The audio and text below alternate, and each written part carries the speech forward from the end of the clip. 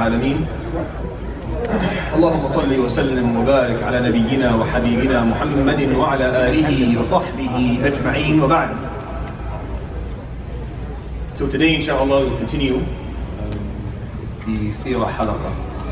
We have yet to arrive at his birth, alayhi salatu wasalam.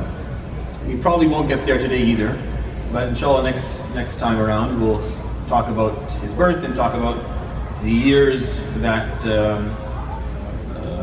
preceded his prophecy, meaning the years of preparation, I like to call them. But until then, I still have a few points I want to cover of how the world was before he was born, alayhi salatu wasalam. I find it very important and it's for relevance. In order for you to actually connect with the Prophet alayhi salatu wasalam seerah, you have to know how the world was when he was born, around the time he was born. And to do that, I've told a number of stories. So I've told you the story of the Christians of Najran, the story that is documented in Surah Al-Buruj.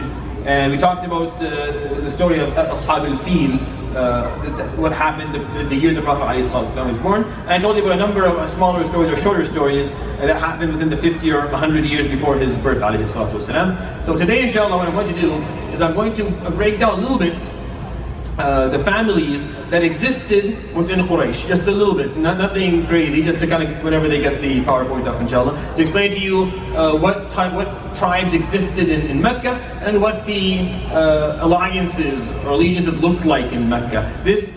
Once you understand that part of the seerah, you won't be surprised when I tell you Fulan didn't accept Islam early, or Fulan accepted Islam early. A lot of this is political. A lot of why people didn't accept, went back to the politics of the tribes within Mecca. Meaning, what that really means is that the people of Mecca, the people of Quraysh, didn't have the luxury of examining Islam through an unbiased lens. They were forced to see the Prophet ﷺ through the lens of the political norm of the time they were living in. Meaning, they had to see Muhammad ibn Abdullah, ibn Abdul Muttalib, ibn Hashim, ibn Abd Manaf. See, that's his passport, alayhi salatu wasalam. Each name means something different. Coming from the grandfather Abd Manaf meant that he belonged to a certain group of tribes. The fact that he comes from Hashim ibn Abd Manaf means he also comes from a smaller group of tribes. All these things mean certain types of alliances and animosities, covenants and wars. So when he presents himself, alayhi salatu wasalam, he has to present himself based on who he is. And people, when they see him through that lens. By the way, we do the same thing today. It's not that different. Things haven't changed that much. You may say, oh, what a silly way to look at a person. What a silly way to look. You guys are all relatives. Well, on the larger scale, all human beings are relative. It's just a number. I just counted 5 of his grandfathers. If I count maybe 50, we're all relatives sitting here. I'm pretty sure if we've got 50 names, we'll all be cousins. It's just a number. Right? If you think about it. And yet we see each other based on country, based on ethnicity, based on race. Where he comes from, where she comes from, what color of skin they have kind of tells you where they're coming from. And if they look a certain way, then you know they're a part of this peninsula or this country or that. And we judge each other based on that, and we either refuse or commend or accept people based on that as well. So it's not that different. And even within this Muslim ummah, are the speakers that we listen to, the people that we're willing to follow, the people that we're willing to stand by, a lot of it comes back to where they come from. And how is that different than the people of Quraysh accepting what the Prophet ﷺ brought based on what family he belonged to? There's really no difference, it's the same thing. It's just on a smaller scale during his life, ﷺ, and on a larger scale during our lives. Nothing really changed besides that. Okay, if this is going to take some time, then I'll move on to the point after that. I'll break down the families, inshallah, once they put it up. the point after that I wanted to make was I wanted to talk a little bit about a man by the name of Abdul Muttalib ibn Hashim. Now, if you remember the lineage I just recited upon you for the Prophet ﷺ, and hopefully by the end of the 4th or 5th halaqah in the future, you'll know his lineage ﷺ properly. So he's Muhammad ibn Abdullah ibn Abdul Muttalib ibn Hashim ibn Abd Manaf. So Abdul Muttalib ibn Hashim is a man that is worthy of us talking a little bit about. He's his grandfather, alayhi salatu wasalam. As I enter his 6th or 7th or 8th year of life, I will talk about his relationship with him much more, because Abdul Muttalib will take care of the Prophet ﷺ directly during those years. Usually grandparents are there indirectly. They're there to spoil your kids and make your life horrible. But that's how what grandparents do, and they do it very well. They make sure that all the raising effort you put into your kids is taken away with one visit. But at the end, they're there. Indirectly, they're a part of your children's lives. And actually, they make a very positive impact on your children. You just don't know it, or you don't see it until many, many, many years later. So Abdul Muttalib had the opportunity to actually be directly involved in the Prophet ﷺ upbringing. And I'll talk about that effect, inshallah, once we arrive to his 6th or 8th, 7th or 8th year of life. But prior to that, you have to know Abdul Muttalib, who Abdul Muttalib was. Abdul Muttalib ibn Hashim was a man who really changed the way Arabia looked before the Prophet ﷺ came around. He made certain decisions, and he performed certain actions, and he had influence in certain fields that actually changed how things worked within the peninsula. I'll talk about a few of them. Number one, he revived Zamzam. He revived Zamzam. You say, well, what do you mean by revive? You see, Zamzam was disappeared. Maybe 100 years after Ismail alayhi salam hit the ground with his foot, and Jibreel alayhi salam helped him out, and we had Zamzam, and Hajar alayhi salam used it to live from for the rest of her life, and Ismail alayhi salam used it to hold on to Mecca during his life. 100 years later, Jurhum had a war with another tribe, and they lost. Jurhum was the tribe that ran the city, and they had to leave Mecca, and out of spite, they destroyed the well of Zamzam. They covered it up, they destroyed it. And no one could find it. For many, many, many centuries, no one knew where it was. People knew that there is a well somewhere in Mecca, just no one knew where it was. And for many, many centuries, they couldn't find it. And Mecca struggled with water. Any city in the world, if it struggles with water, it doesn't make that much progress. If the water is the origin of life, it is the origin of the life of civilizations as well. You need water. That's why if you study history and you look at the map, all the big civilizations always develop beside a body of water of some sort. Usually it's a huge river, or besides the sea, it's always somewhere where there's a lot of water. It's known. So Mecca really didn't have water until Abdul Muttalib ibn Hashim started to think about Zamzam, because he knew from the stories his grandfather Ismail alayhi salam and Ibrahim, there was Zamzam in Mecca. The story is known, and he became obsessed with figuring out how to revive and find and get Zamzam. So he kept on thinking about it and asking people, until one day he saw a dream. And in the dream, someone came to him and told him, "Uhfur barra," and left. And he said, "Dig something called barra, something that is pious or beautiful or brings piety." So he said, "What is barra?" And the guy walks away. The next night, he comes and tells him, "Ihfir al-madmoona," dig the one that is hidden. So he says, "What are you talking about?" And the man leaves. And the next time he comes, he says, "Ihfir tayba," dig tayba, which is beautiful. And the fourth night, the man came and he told him where to dig, and he gave him certain descriptions of what he's going to find when he goes and he digs it. عند نقرة الغراب الأعصم عند قرية النمل. It's a note, you can find the narration in the history books, it's not important. But anyways, he was given some descriptions. He went the next day and he was looking for it, and he found the description that this person told him in his dream, and he began to dig and he dug for 3 days. And finally, water came out in the midst of Mecca. If you've been to Mecca, you know how difficult what I just explained to you is. It's a very, very dry land, and it's rock. It's mountain and it's rock land. Agriculture wasn't a big thing in Mecca. In Medina, it's different. That's what they grew crops. Not in Mecca. Till this day, you don't grow things there. It's very difficult land. So he dug Zamzam, and he was able to revive Zamzam. And Quraysh fought with him because they wanted a share of Zamzam for themselves.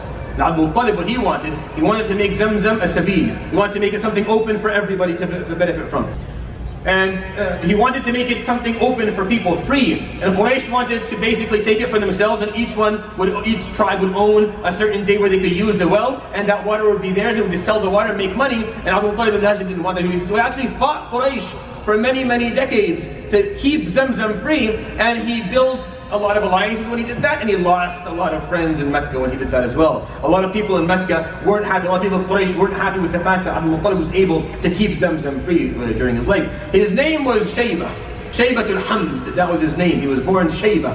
And his father Hashim ibn Abd Manaf, his name was Hashim because Hashim is to break something down, to make crumbles. So Hashim used to make wheat, make bread for the Hujjaj and feed the Hujjaj. He was known to be someone very, very generous. And Hashim would go to Damascus or up to Gaza, and he would go back and forth with business to buy and sell things. And one day he went to Gaza and he died.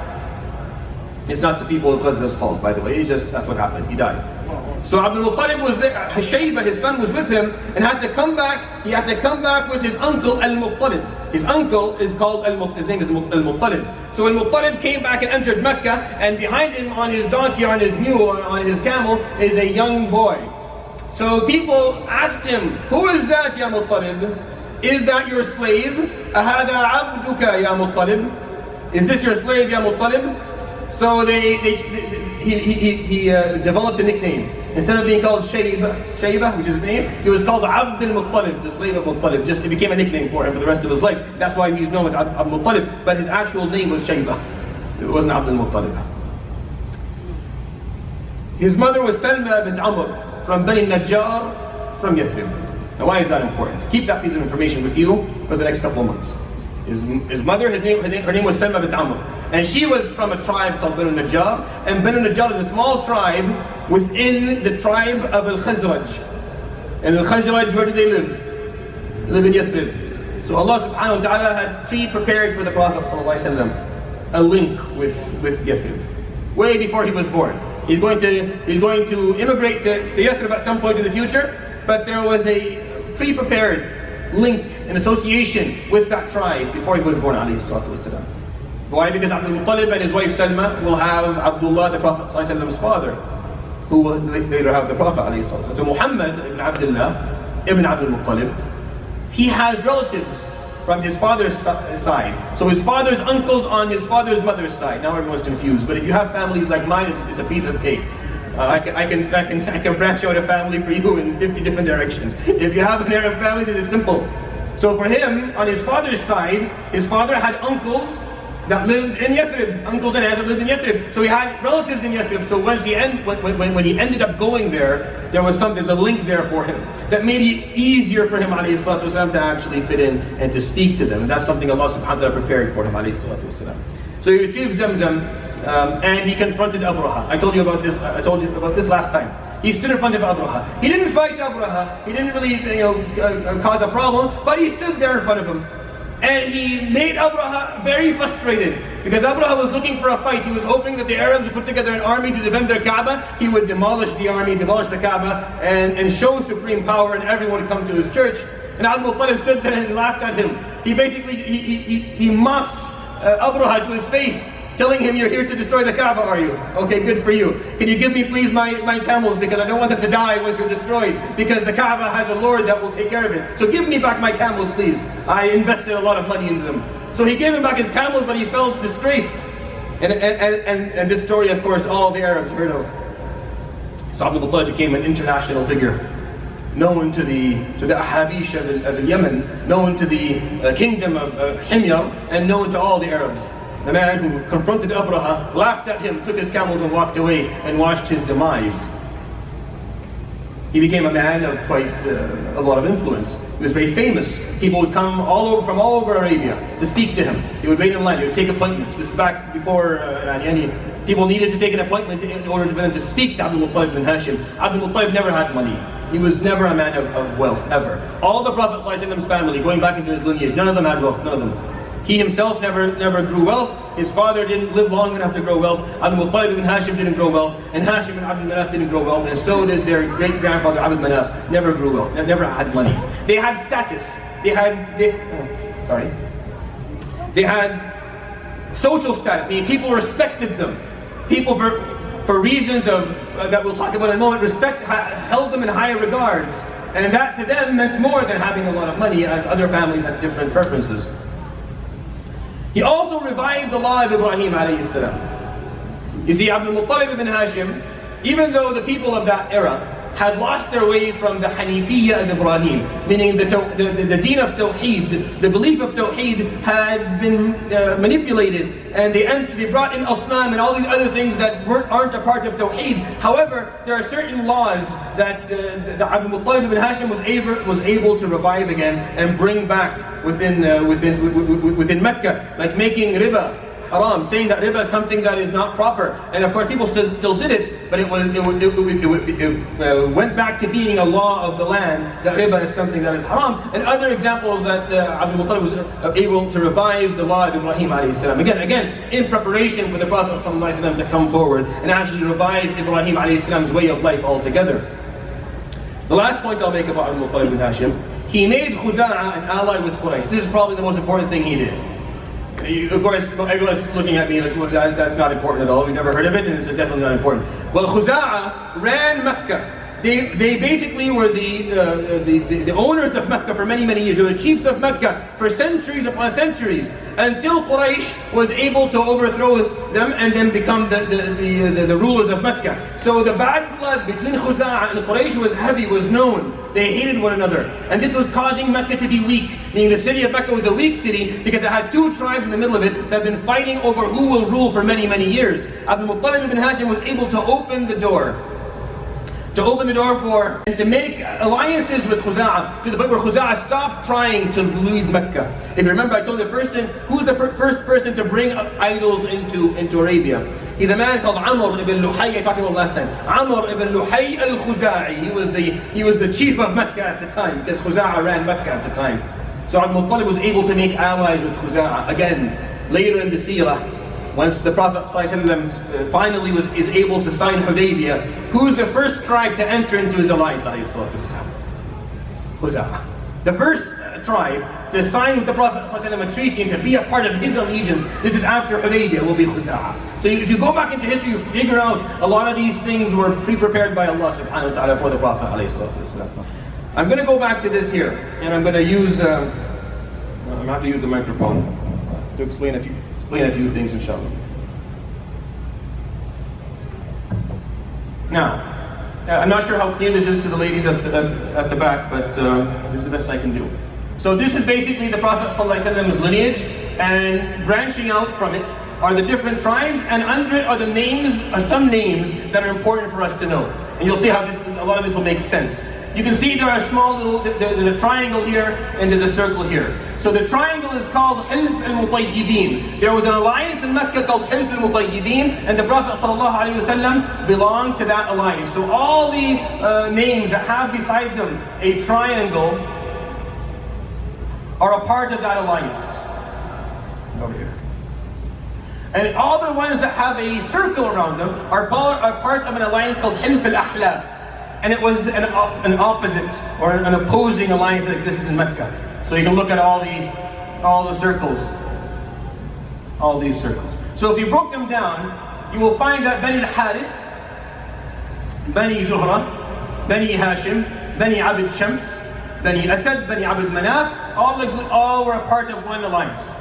And then if you look at the opposite alliance, you'll find Bani Adi, you'll find Bani Makhzoom, Bani Abd Dar, and Bani Sahm and Bani Jurah.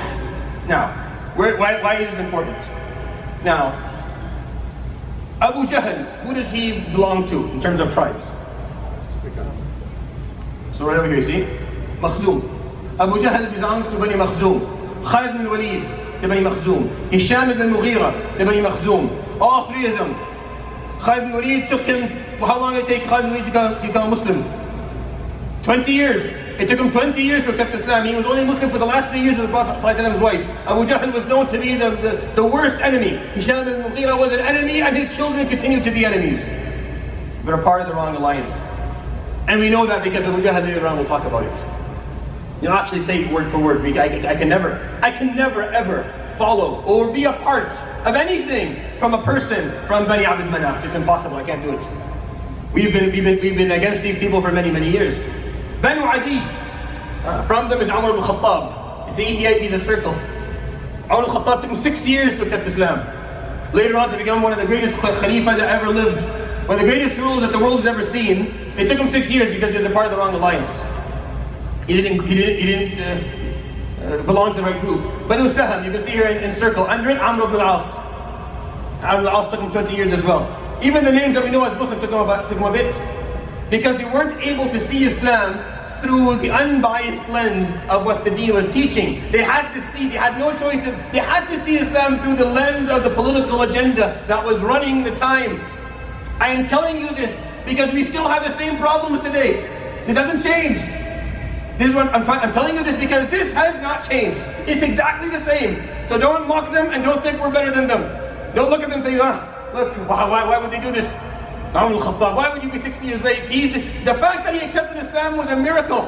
When Umar al-Khattab accepted Islam, no one believed. No, impossible. Someone from Bani Adi is going to follow someone from Bani Hashim? That's a joke. That's a joke. It can't happen. It can't happen. They hate each other. And yet Umar al-Khattab became the Prophet's most beloved companion. And the examples, of course, are many. Now, why is Quraysh called Quraysh? Where did Quraysh come from? So look at the Prophet's lineage. He came here, from Hashim, Muhammad ibn Abdullah ibn Abdul Muttalib ibn Hashim. Hashim is the first person to do Rihlat al-Shita wal-Sayf. The travels back from Yemen to Damascus. He started it. Hashim. Ibn Abd Manaf, over here. Now, Ibn Qusay, this guy over here. Qusay is called Quraysh al-Asghar. His name was Quraysh al-Asghar. Qusay came to Mecca. Mecca people were fighting. Quraysh wasn't ruling. He was able to remove Khuza'ah completely, and he brought all the tribes that existed that came from Kinana and Nadr ibn Kinana, and he united them, and they said Qarbashahum, meaning he brought them together.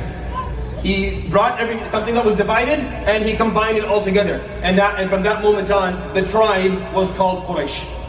From that moment forward, that's what it's called. There's another narration that says that Quraysh is actually someone else. It's this man up here, Kinana. They said that he one day walked out of his house wearing a piece of clothing that he was holding on to like this. And when you hold on to something, combining it, they say in Arabic, taqarrasha. That's the usage of the word. And from that moment on, he was called Quraysh. I don't know. It doesn't really matter that much. What's important to know is that the tribes that lived in Mecca, besides even Khuza'ah, they all came from Kinana. They all came from this same person here. And these tribes were known to have certain ethical statuses that I'll explain in a moment. Meaning, when I told you about all the negative stuff that Arabs did back in the day, all the negative stuff, the political negatives, the social negatives, the ethical negatives. Yes, they were the norm, but certain families held on to the laws of Ibrahim alayhi salam, the ethical laws of Ibrahim alayhi salam that I'll explain in a few minutes. So Qusay ibn Kilab, ibn Murrah, ibn Ka'ab, ibn Lu'ay, ibn Ghalib, ibn Fihr, ibn Malik, ibn Nadr, ibn Kinana. And this is the Prophet ﷺ's lineage. And this was a passport for you. Knowing who you were, when you walked in the land, people knew you based on it. Where are you from? And the farther you went, the higher the grandfather that you had to talk about became. So if he went way to the north, none of these names meant anything to people in the north. You'd have to tell them, I am from Mudar, ibn Nizar, ibn Ma'ad, ibn Adnan, which is obviously someone besides me, right? So the Adnaniyin are the people who come from Ismail alayhi salam. So you have to say himself, I'm from Mudar, because there's a whole other tribe called Rabi'ah that has a completely different group of people. It is important because you were known based on these things back then. And none of this has really changed that much. We just use different names. You don't know Abd al-Dar and Abd al-Manaf and Abd al-Qusay and Asad and Nawfal. Don't know these names. We know countries. Countries and backgrounds. And if you came from a country, it becomes even more specific. Which city do you come from? And based on the city, we judge you. And then within the city, it's very simple. Which neighborhood do you come from? And then we know based on the neighborhood. Which school you went to. Becomes easier. And then if you break it down to families, if we're all one big family, Bayt Rajah, one big family. But if you bring us all together, I ask, well, which part of Bayt Rajah are you from? Oh, you're from that part. No, they don't know anything. They know nothing. And then with the smaller part, okay, with this smaller part, who is your grandfather? Oh, you're from that. And it just keeps on going. It never ends. It never ends. I hate it when we act like we're ethically superior to something that has not changed at all. But it's still there. It's still strong and going. And we're still practicing it on a daily basis. And it has the same effect that it had back then. It's just a bit masked. It's masked a little bit. Not a lot, just a little bit.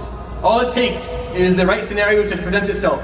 And all the masked, and everything that is masked, and all that's hidden will immediately present itself. And if you don't believe me, just watch the news. Muslims are fighting all over the planet. Muslims who are very similar. Same language, the same tan, the same family names. They come from the wrong part of the side of the border. And immediately it turns into an issue of racism. And people start harming one another. Knowing this is not to build racism, it's just to understand, when I tell you that Uthman ibn Affan accepted Islam, he's from the wrong tribe as well. He's from the wrong group. He's from Bani Abd Shams. Look at Abd Shams with the circle around his name. All of Umayyah came from Abd Shams, and all of them took a long time to accept Islam because they weren't a part of the right alliance. It didn't work out. And then you look at other people who were quick to accept because they were in the right alliance. And that just tells you that even the Prophet ﷺ was facing a problem that most of us, meaning he had to deal with an issue that most of us don't even know about. They don't even know about. All right. Before I move on from this point, I want to talk about something quickly.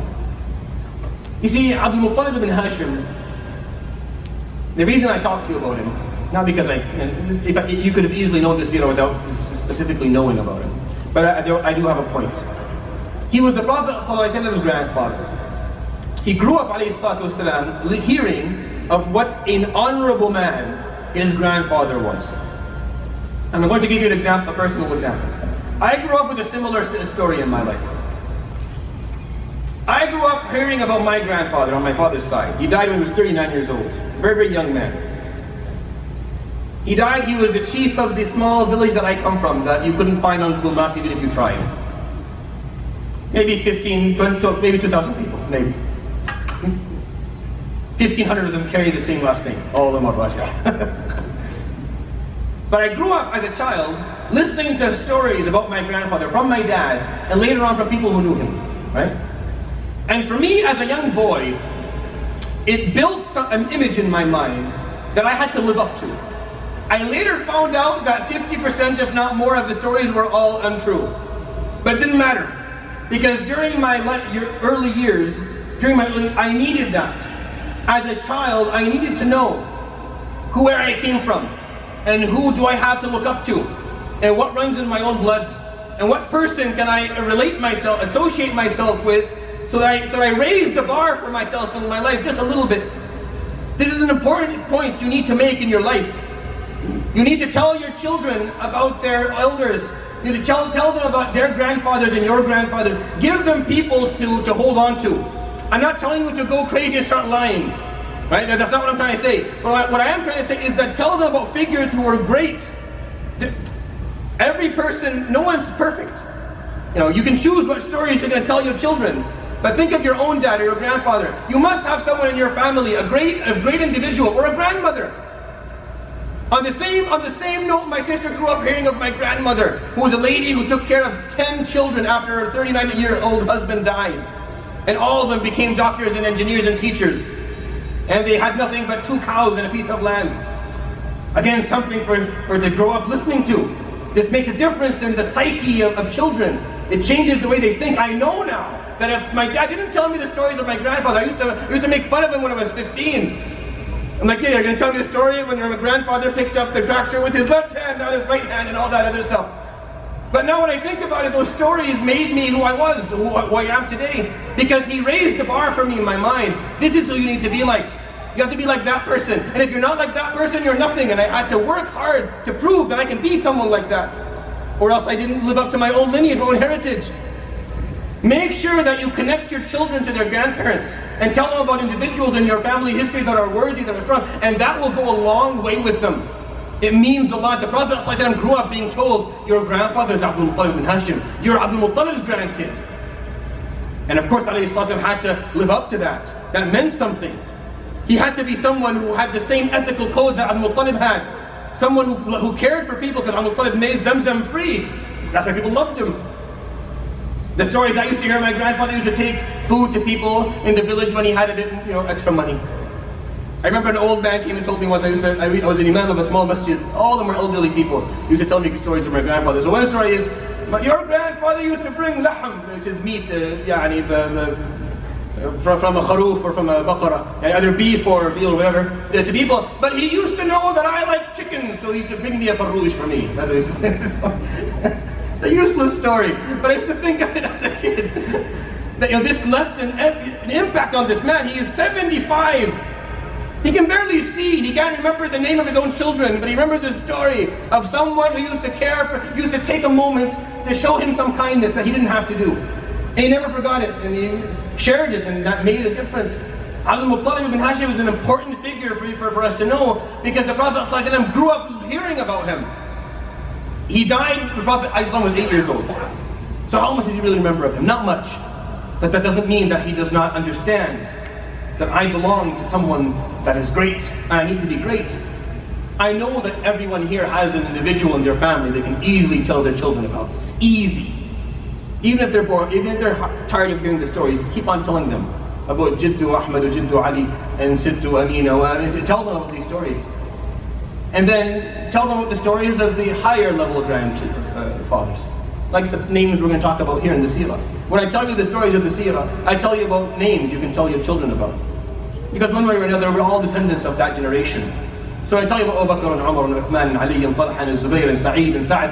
I'm telling you about people that you can connect your children to. And I think that's one of the reasons why our sisters struggle. Because we don't talk enough about Aisha and Khadija and Fatima and Fatima bint al-Khattab and Salma and Rayhana and Ruqayya and Kulthum. We don't talk enough about the people and Salama and all the great names of the ladies who, without them, Islam actually wouldn't have made it. We don't tell their stories, so they don't have these individuals to hold on to. There's a known psychologist today by the name of Philip Zimbardo, and he talks about the demise of guys. I'm going to take a moment and talk to the guys here. He talks about the demise of guys. The TED Talk, you can look it up, it's like 6 minutes or 7 minutes. And he talks about how young men aren't performing as well as they used to do just 50 years ago. That males are underperforming in every single field of life. And in his mind, he's an atheist, doesn't believe in God at all. But in his mind, the number one reason is fatherlessness. He says it's fatherlessness, that's what he says. He says that fathers either aren't there physically, or are there physically but not there psychologically. That's what he believes. I took that same point and I made it a bit more, and I kind of expanded on it. I think it's not just fatherlessness as an individual, I think it goes a few generations up as well. Meaning the father figure isn't there personally, and there's no other forefather figures for them to connect to relate to feel that they have to own up to something that is great. Read the Quran, when those two orphans in Surah Al-Kahf, when their wealth is preserved so they don't starve, the ayah comes and says in the middle of it, وَكَانَ أَبُوهُمَا صَالِحًا, and they had a great, when their father was one of the great men. The fact that it's an important issue. It's an issue of deen. It's also an issue of heritage, of passing down the message and passing down the baton so that they continue to carry the legacy. Islam has been a deen that spreads horizontally. Obviously, you teach people in your time, but it's also a deen that spreads vertically. And it has very strong vertical spread. Spreading is very strong. It shouldn't be an issue. And it is today. I don't know why, but it is. And this is why I think one of the reasons I think it is because we've lost that father figure, those father figures, and what they and mother figures. The patriarch and the matriarch on both sides is the same thing. I believe that losing that, the vertical legacy of Islam is being lost. The horizontal does nothing if the vertical isn't strong. If the vertical doesn't hold on strong, if you don't make sure your son and your daughter are better Muslims than you are, then the horizontal spread of the deen doesn't do much. It doesn't do much, because the horizontal spread means someone learns Islam, it's new to them. It's new to them. Obviously it's going to take them time to understand it, to own it. But you've been a part of a family that's been Muslims for 1,000 years. What are you doing? Why aren't your children holding on to it more than you? This is a vertical passage down. The legacy has to continue strong. It doesn't. And it's not, we're seeing it's getting lost slowly. Not just in this country where the majority aren't Muslims, it's all over the globe now. We're failing to pass it down. And I think, the reason I talked to Al-Muttalib ibn Hashim is because I think it's an important point. He affected the Prophet ﷺ a lot, more than I can tell you. He'll talk about him during his life. The Prophet ﷺ will later talk about Al-Muttalib ibn Hashim many times. His bravery and his ethics. And I think it's something worth thinking about. Alright, that rant is over. So now we move on to the next one. So I talked about a lot of the bad things that existed during the Prophet ﷺ's life. Now, when I talk about the bad ethics, whether we're talking about politically, ethically, socially, the bad practices that we know are bad, of course not everybody did them. But whenever we talk about something that, when we look at a society, we have to look at the best ethics and we have to look at the worst ethics. And that's how you know how this society works. So a society that doesn't have a law is a society that has a lot of really horrible ethics that are spread. An example being, the burying children alive. That is a concept that is completely foreign to us, alhamdulillah, today. We don't understand it. We can't understand how people would think of doing it, but that happened back then. Meaning that the bad stuff were really bad. The ethics had dropped. It doesn't mean that there weren't people on a higher level. And the Arabs had some good stuff. I think that these good stuff are one of the reasons Allah subhanahu wa ta'ala chose the final prophecy to be amongst them. And He chose the Prophet ﷺ to be amongst them. Because they had a few things going for them. Number one, they had honor. What do I mean by that? You were owned by your word. If you made a promise, if you said something, that's it. You would see it through. If that meant you had to give up your wealth, if that meant you had to give up your life, you would happily do it. Honor was a big deal. Back in the day, this was something that meant a lot. Forget about contracts and signing. No. If I asked you, will you do this for me? And you say yes, khalas, I walk away knowing.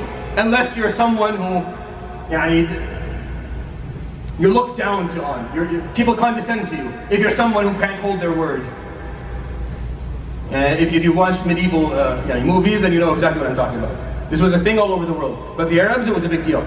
There are a lot of stories, I'm not going to bore you with stories. A lot of stories of people who went from being extremely rich to losing everything because they made a promise one day. 50 or 60 years ago, they would never break their promise, they had honor. That's why in wars, there was a code. There were codes. You would never kill the messenger, right? In war, there would be duels. During the duels, no one would interfere. Only 3 people would fight. This took honor. Because you could easily take advantage of that, right? And win the war and say, well, I used whatever. No, there's honor, you can't do that. You would never hit someone from behind, ever, ever. If you did that, you would be shamed for the rest of your life. There's no honor in that. You never harm someone from behind. By the way, within Kinana, you never hit a woman. If you hit a woman, you are shamed for the rest of your life. And this is known within names of people who did it, who were completely excluded from their tribes and removed. Because there's no honor in that. Why would you do that? Integrity. They had integrity. Izzat nafs. I'll tell you a story, just a fun story.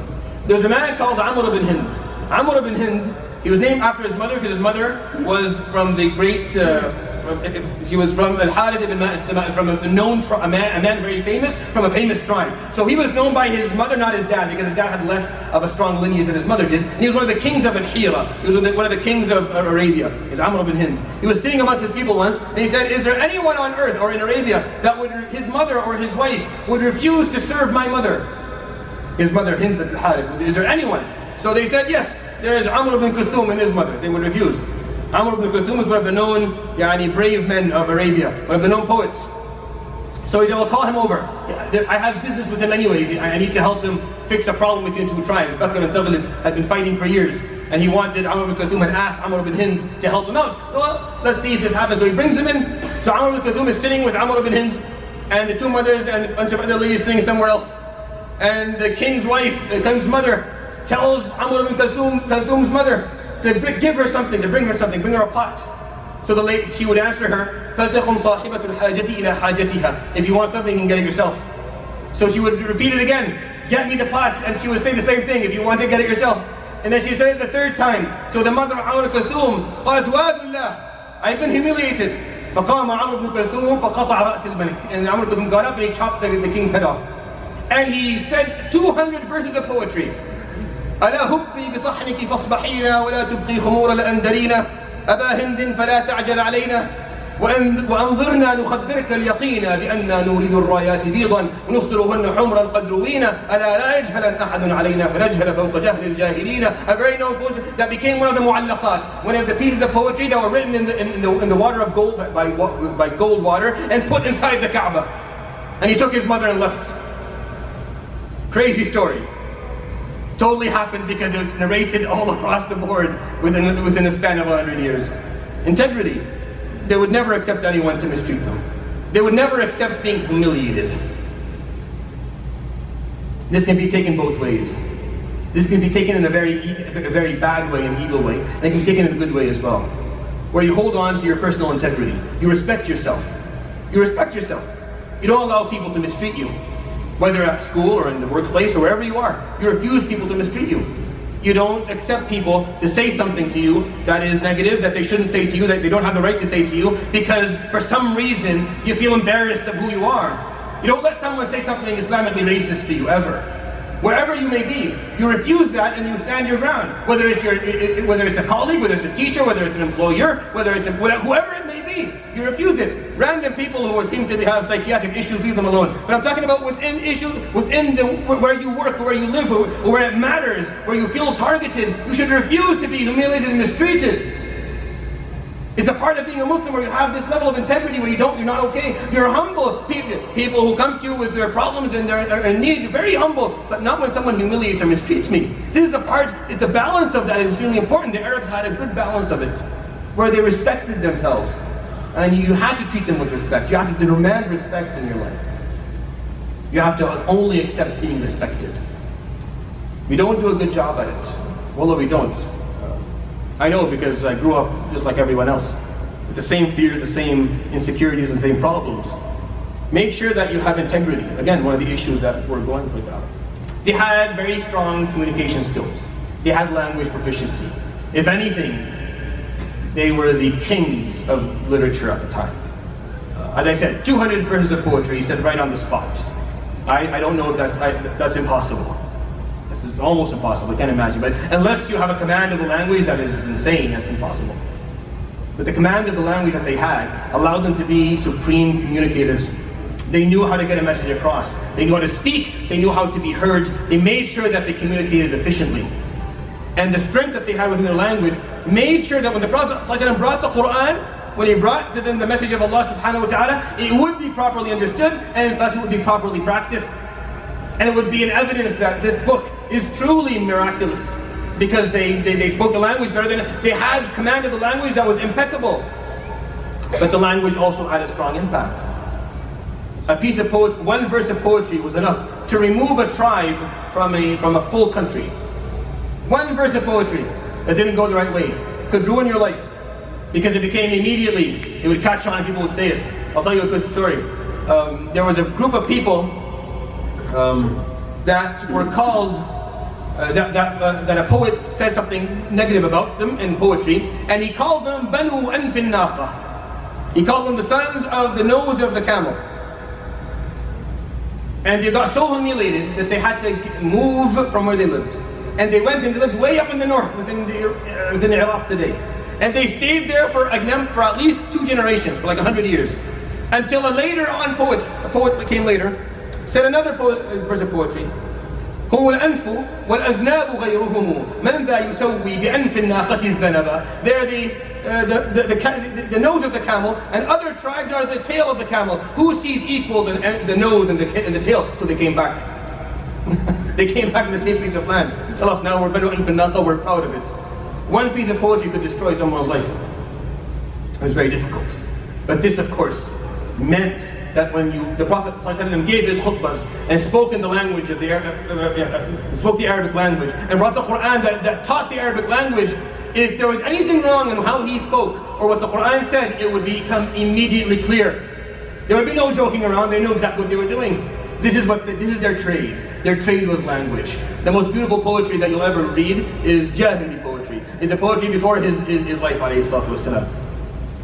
Of course, most people will never actually be able to read, but if you end up understanding Arabic well enough and being able to read that poetry, it's amazing. Their command of the language is amazing. I cannot explain to you how strong it was and how proficient they were.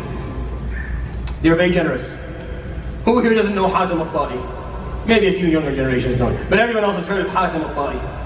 Hatim, he's from a small tribe called Tayyib. This tribe had no status at all. Zero status. They were worth nothing until a man called Hatim came along.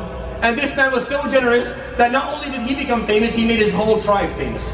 Until Yawm al-Qiyamah, people speak of Hatim al-Ta'i. His son Ali ibn Hatim al-Ta'i and his daughter would both accept Islam. He was so generous that he would turn his fire or every night, we would refuse to eat unless someone saw the fire from afar and came and ate with him. He would not eat until a guest would come around somehow and eat with him, to the point where some of the stories that he had nothing to feed a guest one day. He had slaughtered all his sheep and all his camels and all his cows, so he slaughtered his horse and fed him his horse. At the time, your horse is your transportation, it's everything that you have. They had generosity, but they had it for the wrong reason, obviously. Chastity, decency. You may think, oh no, zina was a big, yes, zina existed back then. Well, just like it exists today.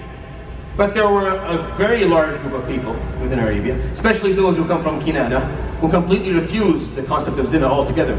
Because that's a part of Ibrahim a.s. law. It's an ethical law that kept and stayed within the family of Ibrahim down to the Prophet's time. That's why a.s. never had this problem. He never committed this. Nor did anyone in his family. Nor anyone who was close to him, because this is not something you did. And a lot of the tribes that were close to Kinana would never do it either. Only low people would do it. At the time, that's how it was seen. But because a lot of people didn't really care for this law, they would fall into it. But there was a group that held on to it. Antar ibn Shaddad, the known poet and the known figure who fought all these armies and whatnot. This man would say, in some of his poetry, وَأَغُضُّ طَرْفِي إِن بَدَتْ لِي جَارَتِي حَتَّى تُوَارِي جَارَتِي مَثْوَاهَا. And if my neighbor, my lady neighbor, comes out of the house, and I would look away until I wouldn't stare at her, I wouldn't stare at the beauty, I would look away. This is Jahili Shara. This is before the Prophet came and recited upon us, قُلْ لِلْمُؤْمِنِينَ يَغُضُّوا مِنْ أَبْصَارِهِمْ وَيَحْفَظُوا فُرُوجَهُمْ وَقُلْ لِلْمُؤْمِنَاتِ يَغْضُضْنَ مِنْ أَبْصَارِهِنَّ وَيَحْفَظْنَ فُرُوجَهُنَّ. The Quran came and said it, but there were still people doing it back then, and yet there are Muslims today who don't. This is my problem. My problem is, how is it that with all the bad stuff that we got rid of, we can't hold on to the good stuff that they had? I mean, we've lost the good ethics that they had. It's very frustrating. Where is integrity? Where is generosity? Where is chastity? These things meant something. Selflessness. People showed a level of selflessness. I'm going to tell you an example of what I mean. One of the known poets of the time would speak about eating. وَإِن مُدَّتِ الْأَيْدِي إِلَى الزَّادِ لَمْ أَكُنْ أَعْجَلُ الْقَوْمِ إِذْ أَجْشَعُ الْقَوْمِ أَعْجَلُوا لَمْ أَكُنْ بِأَعْجَلِهِمْ إِذْ أَجْشَعُ الْقَوْمِ أَعْجَلُوا. When hands are sent towards the food, so if there's food in the middle and everyone's going to eat, as the hands go towards the food, he's saying, my hand is not the first hand, because the first hand is always the most greedy hand, so I wait until the end. A lot of my students right now know exactly what I'm talking about, and they're laughing. It's just time for that rant. Just for a moment, don't worry. Ask me what I hate. I hate to see people fight over food.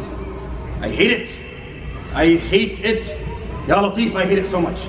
Especially from youth, who are well fed and nourished properly by their parents.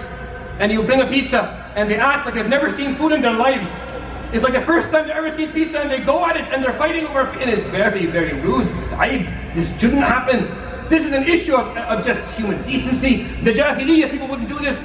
You would never do it. You would wait, you'll be the last person to eat. If someone is so greedy, he wants the whole thing, say, Tfadal, go ahead. If that's how you are, if that's who you are, go ahead, eat the whole thing. I'm not like that, I don't do that. Food is something that we share. Food, if anything, you pick up, this is what I used to do to some of the students. It's okay, don't feel bad if I tell the story. So I'd bring food, have the students sit around a table, fill up a plate of food and put it in the middle. And wait, the first person to pull it towards himself, he was the last person to eat. Okay, you're last, and then put it back in the middle. And then the second person would pull it close to himself. Okay, you're the second last person to eat, and leave it there. And it took maybe 3 or 4 people until they understood. And then one person would push the piece of food, the plate to someone else. Tamam. And then I'd put the food in the middle. What are we going to do? And I wait there and I stand. And it would take them like at least 3 or 4 tries. And these are good young men. And they're good boys. Yeah, they're men now. But it's the mentality that we're grown up, we're raised with. This is a Jahili issue. Before Islam, he's saying, when hands go towards food, I'm the last person. Because the most greedy person put his hand first. I'm not greedy. I'm not hungry, alhamdulillah, my parents have fed me well. Amongst people in their 30s, tell doctors in the hospital that there's free food. Where's some of the doctors here? See what happens. People in their 40s are running towards food. And I don't understand it. It doesn't make any sense to me. Because this is an issue of integrity, of respect, of some selflessness. It's not proper. Make sure that whenever there's food, you're offering it to others. You're not taking it to yourself. Don't take and walk away. Offer. It's an Islamic trait. It's a human, decent trait that we've lost.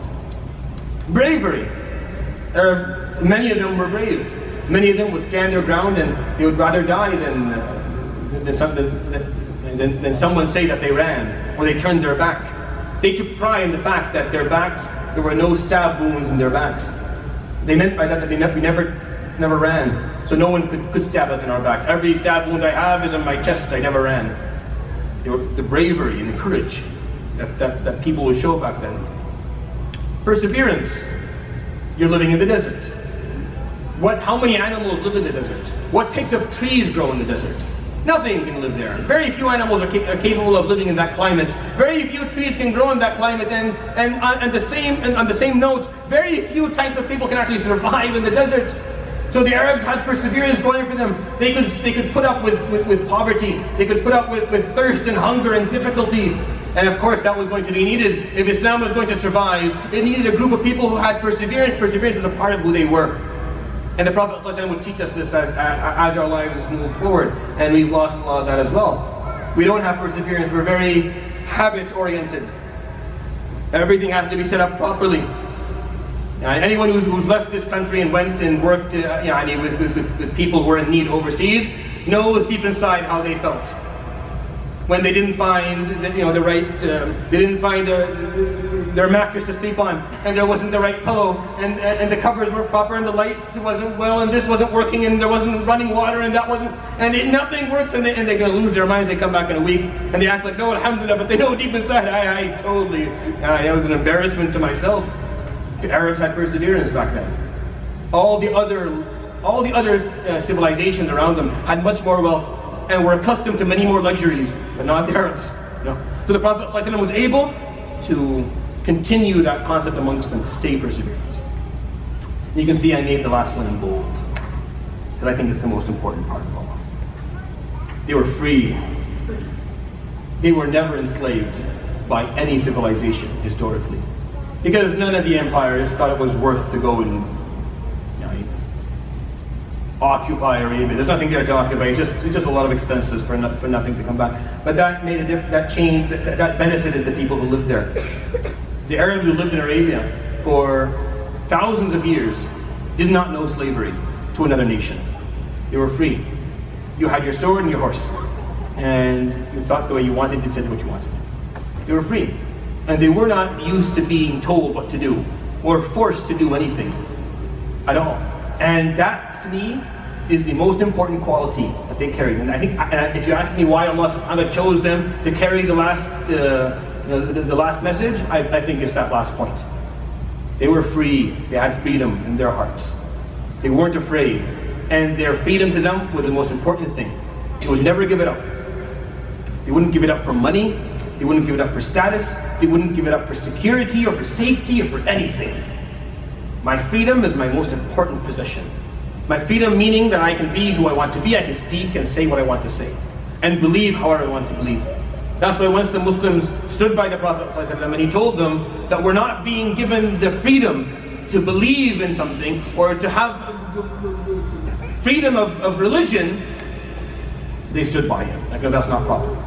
We're not used to being told what we can or cannot believe or what we can or cannot do. I think freedom is something that we lack. And I think we raise our children not to have it. And those of us who do raise our children to have freedom, we do it in the wrong way. You want your child to have freedom of thought, freedom of will, freedom of basic choices in life of what they want to do. You don't want them to have freedom in luxury and leisure, and no, that's not what you're looking for. You're looking to give them strength in their personality so they can speak, so they can have an opinion, and they can express the opinion, and they can learn to stand by that opinion, and they can learn that their choices are something that they carry. You are free to choose however you want. Your choices are yours. You are going to be carrying the consequences of your choices in this life and the hereafter. When you choose, you pay for it. You choose well, good for you. You choose bad, you pay for it. I don't pay for it for you. You have to take care of yourself. These are your choices. Freedom, what it means, is understanding that my choices I'm accountable for them. No one else is. My parents aren't accountable for them, the school isn't, my friends aren't, no one is. I'm accountable for my choices. Freedom brings that concept. If I don't feel free, then my choices aren't mine. It doesn't matter. So if you control your children, they'll never feel that their choices are theirs. Now what comes with that? A certain level of an illusion of security, that they'll do what I want them to do. I'm telling them to pray, I'm telling them to sit down, they'll do that. But freedom is nicer, but it's scarier. Why? Because there's always the possibility that they may do something wrong. True, but at least they'll do it because they believe in it. And I'd rather someone who knows why they're doing what they're doing than someone that was forced to live a life in any direction. Give me a youth who doesn't like Islam, but at least knows why they don't. They weren't forced by their parents and they made their own choices, than a young Muslim youth that was forced to come to masajid and forced to pray, because you can't have a conversation with them. They've never chosen for themselves. They don't know what it means to be free, to choose for themselves. Our jobs are not to control our children. Our job is to influence them, is to educate them properly, to show them al-haq. And then we have to, at some point, you have to let go. At some point, you have to just let go. You're not better than Nuh alayhi salam. His son didn't believe. You're not a prophet. You're not better than Nuh alayhi salam. We're not better than these people who had problems in their families, and not everyone did it. But I know that that's how they raised their kids, to feel the freedom. The Arabi back then was a free person. If he didn't like how things were going, he got on his horse and he took out his sword. And he lived by that law. And when the Prophet ﷺ, when Islam came in contact with people like that, and organized their lives and taught them proper values, it flourished. And I think it's not going to flourish in our generation, because we're not truly free. Slavery comes in different forms. It's not just being, the worst type of slavery, being owned by another person. But there's financial slavery, there's social slavery, there's all the other types of slavery. They're just as bad. And break down the character and bring down the integrity in the personnel just as bad. And people walk around with no izzat nafs, without the feeling that they're meant to be something great. That Allah subhanahu wa ta'ala, the word qadr, the concept of destiny, isn't, when you study it, make sure you understand it the proper way. Qadr doesn't mean the stuff that Allah subhanahu wa ta'ala has forced you to end up having. Qadr, what it means is that Allah subhanahu wa ta'ala has destined you for something great. Whether you choose that destiny or not is your problem. Meaning whether you choose to fulfill that destiny or not is your choice. But the qadr, what it means is that He has destined you for something. He has destined you for something. Now it's your choice. Do you want to fulfill that destiny or not? It's up to you. That's how that generation understood qadr. We understand it. Oh, we have no choice to do anything. Even the simple concepts of Islam have been manipulated to be understood in a way where there's no freedom in it. We're forced to do this and forced to do that. No. Qadr used to mean the destiny is there. Fulfill it. You would tell them, alayhi salatu wasalam, one day you will bring the treasures of Kisra. One day you will own the castle of Herakl, the leader of the Roman Empire. And people look at him, this is what you're destined to. Whether you fulfill that destiny or not is your choice, but that's what you're destined to do. And they believed that, and because they had enough freedom in their hearts, they were able to fulfill that destiny. Are we out of time? Fine. Perfect. So that was the good stuff that I had to share. Why his life story, alayhi salatu wasalam, final run around. Why his life story? Because next time I'll talk about his birth and move forward. It's the most amazing success story in history. It's a human experience. It's a pure human experience. Allah subhanahu wa ta'ala did not interfere miraculously anywhere there. If I told you the story of Moses, at some point I have to tell you, and then he split the sea. I don't know how, he doesn't know how. It just happened. And it changed the course of history. I tell you the story of Isa alayhi salam, I'll have a similar story. I tell you the story of Nuh alayhi salam, I'll have something similar. But when I tell you the story of Muhammad sallallahu alayhi wa sallam, I don't have an example like that. When they didn't listen to him, he fell into the hole and broke his teeth, and Hamza died. When they didn't follow him alayhi sallam, and fulfill his commands alayhi sallam, they lost, and they were horribly punished for it. And it took him 13 years. And there were so many setbacks during his life alayhi sallam, you would think if you didn't know the outcome, that it was never going to work. This is impossible to work. It's a story of success. It's a human experience of someone who just never gave up. He knew what was right, and he never gave up until he fulfilled it. And that's, if you want to break his life down to one simple sentence, that's it. He was shown al-haq, he saw righteousness, and he just kept on walking. You can throw whatever you want in his way, you can push him down as many times as you want. Every time he falls down, he gets up, he keeps on walking. His persistence bothered everyone who was against him. It bothered them because he never lay down, never stopped, never gave up.